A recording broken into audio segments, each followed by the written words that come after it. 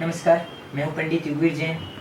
हमारे इस वीडियो में हम मिथुन लग्न और मिथुन लग्न के जातकों के भाग्यशाली रत्नों के बारे में चर्चा करेंगे।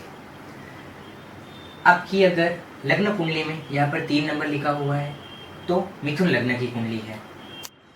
अगर आपकी लग्न कुंडली में यहाँ पे 3 नंबर है तो ये मिथुन लग्न की कुंडली कहलाएगी।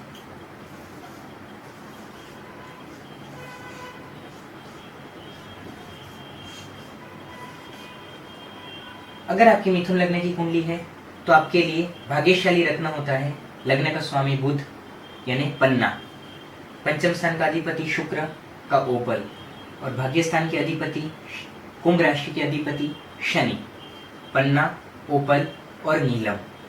जिस तरह मैं हर वीडियो में मैं आपको बता रहा हूँ कि कभी भी राशि के अनुसार रत्न धारण नहीं करना चाहिए।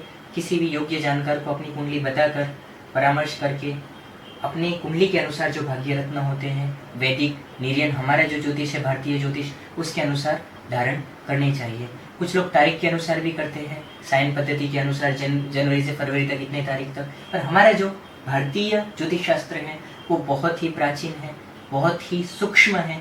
तो हमें अगर इस पे हम श्रद्धा करके इसके सिद्धांतों के अनुसार अगर रत्न धारण करते हैं, उपाय करते हैं तो हमें उसके बहुत अच्छे रिजल्ट्स मिलते हैं।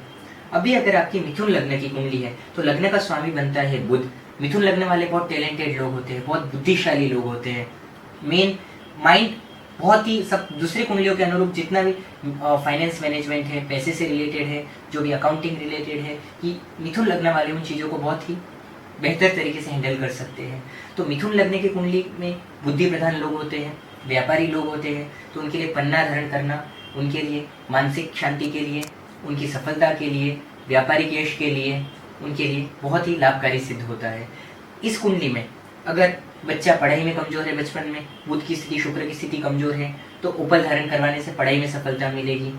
अगर लव मैरिज में रुकावटें आ रही है तो ओपल पहनाने से, हीरा पहनाने से लव मैरिज की रुकावटें दूर होगी।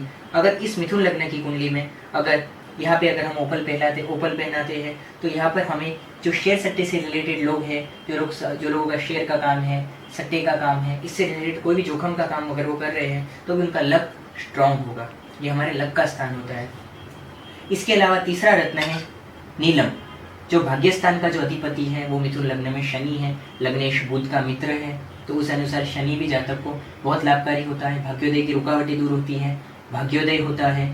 संघर्ष, हम जो जीवन में हर कार्य के लिए हम जो संघर्ष करते हैं, अगर हम ये लकी रत्न अगर पहनते हैं, भाग्य रत्न का मतलब ही इसका नाम ही भाग्य रत्न होता है, नवम स्थान के अधिपति का। हमारा भाग्य जागृत होता है, मजबूत होता है। तो इसे धारण करने से हमें सफलताओं में वृद्धि होती है और रुकावटें दूर होती है। तो मिथुन लग्न के जातक ये तीनों रत्नों को अपने हाथों में धारण कर सकते हैं। अगर पन्ने को धारण करना है तो छोटी उंगली में धारण करना चाहिए, नीलम को धारण करना है तो मध्यमा में धारण करना चाहिए, और अगर ओपल को धारण करना है, हीरे को धारण करना है तो तीसरी उंगली में धारण करना चाहिए। इस प्रकार हम अपने भाग्यशाली रत्नों को धारण करके भाग्य में वृद्धि कर सकते हैं। कुछ लोगों के सवाल होते हैं कि हम रत्न लेंगे, ओरिजिनल आते ही नहीं है। ओरिजिनल आते हैं, 100% ओरिजिनल रत्न आते हैं। इनकी खदानें हैं, खदानों में से बहुत सारा माल निकलता है। ये रत्न की इंडस्ट्री करोड़ों अब्जों रुपए की इंडस्ट्री है। ओरिजिनल स्टोन्स आते हैं फॉरेन से, बैंकॉक से आते हैं, बर्मा से आते हैं, सिलोन से आते हैं। अलग अलग कंट्रीज में इनकी खदानें हैं। सब रत्नों की एक खासियत है। तो ओरिजिनल चीज़ आती है, गवर्नमेंट सर्टिफिकेट होता है। अगर आप चालू सर्टिफिकेट भी रखते हैं लोग, पर कभी भी हमें गवर्नमेंट सर्टिफिकेट वाले रत्न लेना चाहिए और ओरिजिनल चीज़ हमें मिलती है और वो हमें लाभ भी देती है। तो इस प्रकार मिथुन लग्न के जातकों की हमने इस लग्न कुंडली में इस वीडियो में चर्चा की। तो मिथुन लग्न वाले इन रत्नों को धारण करके बहुत ही उत्तम प्रकार से अपने जीवन में लाभ उठा सकते हैं।